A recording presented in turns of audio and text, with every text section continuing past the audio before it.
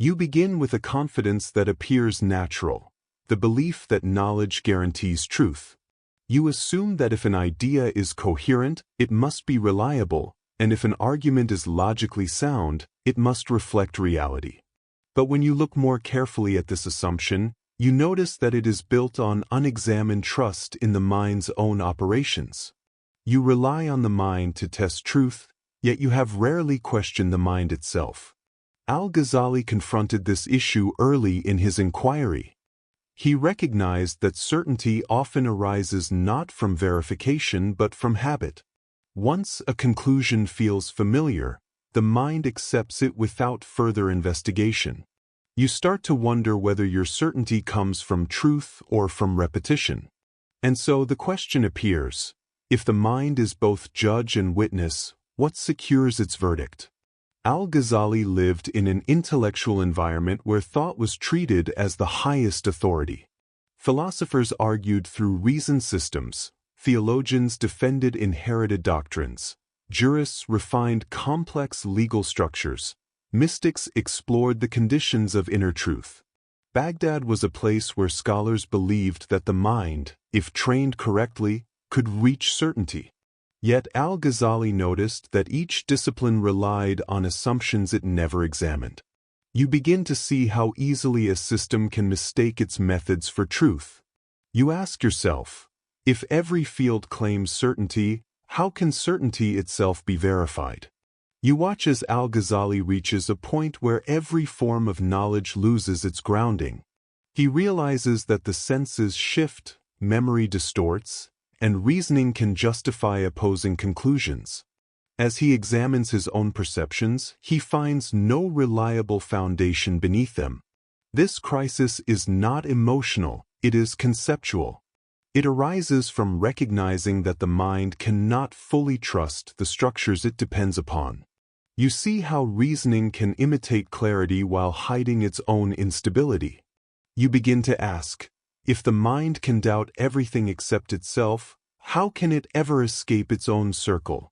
You turn your attention to reason itself. You assume that reason is the final instrument of verification.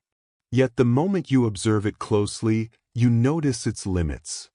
Reason can organize thoughts, compare ideas, and expose contradictions. But it cannot justify the validity of the very standards it uses. Al-Ghazali understood this deeply. He observed that logical systems are constructed within the boundaries of the mind. They function well for internal coherence, but they cannot prove that the mind's framework corresponds to reality beyond it. Reason clarifies, but it does not originate certainty. You reflect on this and recognize that reason is a tool shaped by the mind's patterns. If those patterns are unstable, the conclusions they generate remain uncertain. You begin to see that reason cannot step outside itself to validate itself. The problem becomes clear. If reason judges truth using principles that reason itself invented, who or what verifies the judge? At this point in the inquiry, you shift from examining ideas to examining the one who holds them. Al-Ghazali recognized that knowledge is shaped not only by intellectual processes but also by inner conditions. He argued that the heart, not in an emotional sense, but as the human faculty of direct awareness, functions as the ground on which understanding appears. When the heart is clouded by desire, fear, or self-interest, its perceptions become distorted. Thought mirrors these distortions and mistakes them for truth. But when the heart becomes clear, knowledge reflects reality without interference. You begin to see that truth is not produced by the mind, it is reflected through clarity. The more the self clings to its views, the more the heart becomes opaque. The less the self interferes, the more understanding becomes self-evident. This insight unsettles your original assumption. You thought knowledge depended solely on reasoning, but now you realize it also depends on the transparency of the one who reasons. You face a new question. If inner clarity determines the accuracy of knowing, can truth ever appear while the self insists on its own conclusions? You now see why Al-Ghazali treated doubt not as a threat but as a method. He did not doubt for the sake of skepticism. He doubted to purify the conditions of knowing. His doubt was structured, intentional, and disciplined, a tool for clearing away inherited certainty. He examined the foundations of every kind of knowledge available to him. When he found assumptions that could not justify themselves, he suspended his trust in them. He refused to accept any conclusion simply because it was familiar, respected, or widely repeated. As you reflect on this, you recognize that doubt can create the space required for real understanding. It removes false foundations so that a stable foundation can appear. But you also see why doubt is resisted. The self relies on certainty to maintain its identity. Questioning its beliefs feels like questioning its stability. You face your own version of this tension.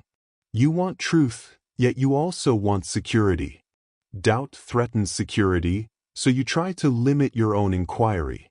But limiting inquiry also limits understanding. A paradox emerges.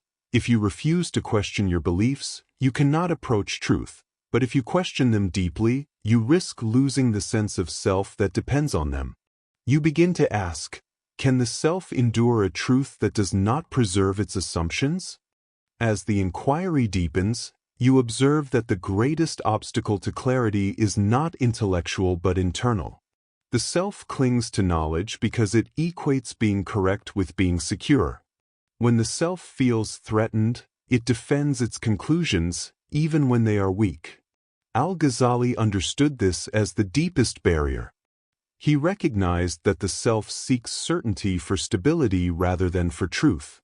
It adopts ideas that reinforce its identity and rejects ideas that challenge it. As long as the self is attached to its conclusions, its search for truth remains compromised. You begin to notice how often you defend your beliefs not because they are true but because they are yours. You see how the self subtly shapes reasoning, guiding it toward results that preserve its sense of control. You realize that the mind's greatest distortions arise not from lack of intelligence but from inner resistance. Once this is seen clearly, a new possibility opens. If the self stops defending its knowledge, thought can examine itself honestly. But if the self continues to cling, every inquiry will circle back to its own assumptions. This leads to a deeper question. Can truth appear to a mind that seeks understanding while protecting its own identity? When the structures of ordinary knowledge collapse, you might expect confusion or despair. But Al-Ghazali found something different. He discovered that when the mind recognizes its limits, another mode of knowing becomes visible, a direct awareness that does not rely on reasoning. This awareness does not argue, deduce, or compare. It does not arise from syllogism or analysis. It is simply present, unobstructed by the self's insistence. It recognizes without constructing and understands without concluding. You reflect on this possibility and see that insight emerges not from mental effort but from inner transparency. When the mind is no longer defending its assumptions, understanding appears naturally. This is not intuition as sentiment, it is awareness as clarity. Al-Ghazali saw this as the foundation of certainty. Reason can articulate truth once it is seen, but it cannot produce the seeing. The seeing arises from a shift in awareness when the self loosens its grip. You begin to realize that knowledge is not accumulated, it is uncovered. It appears when the mind stops projecting its patterns onto reality. This generates a new inquiry. If understanding emerges when thought rests, then who or what performs the recognizing?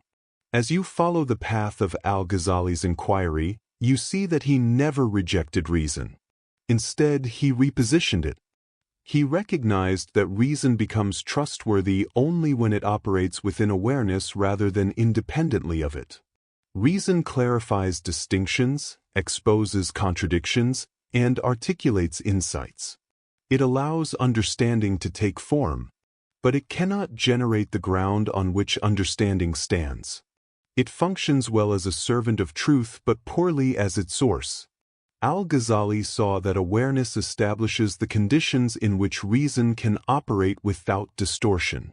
When the self no longer clings to its conclusions, reason becomes precise. It no longer serves identity, it serves clarity. You reflect on this and notice that your earlier approach was inverted. You wanted reason to lead you to truth, but now you see that awareness must lead reason. When awareness is grounded, reasoning becomes reliable. When awareness is clouded, reasoning becomes a tool for self-preservation. This integration resolves the earlier conflict. There is no opposition between reason and awareness. Each depends on the other for its proper function.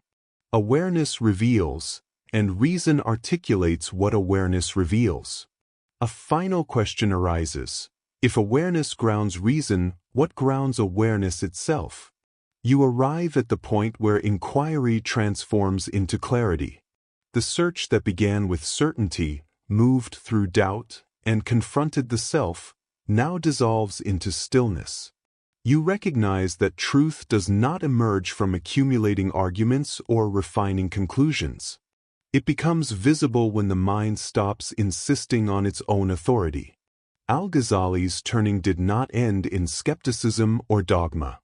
It ended in a recognition. Certainty appears when the self is quiet. Awareness does not need to claim truth. It simply reveals what is already present when resistance falls away. You begin to see that real knowledge is not something you possess. It is something you allow. It arises when the conditions for distortion disappear. In that stillness, there is no conflict between doubt and certainty, thought and awareness, self and truth. What remains is simple and silent, the clarity that needs no argument. And with that, a final inquiry emerges, though it has no answer. If clarity appears only when the mind is still, who or what recognizes that stillness?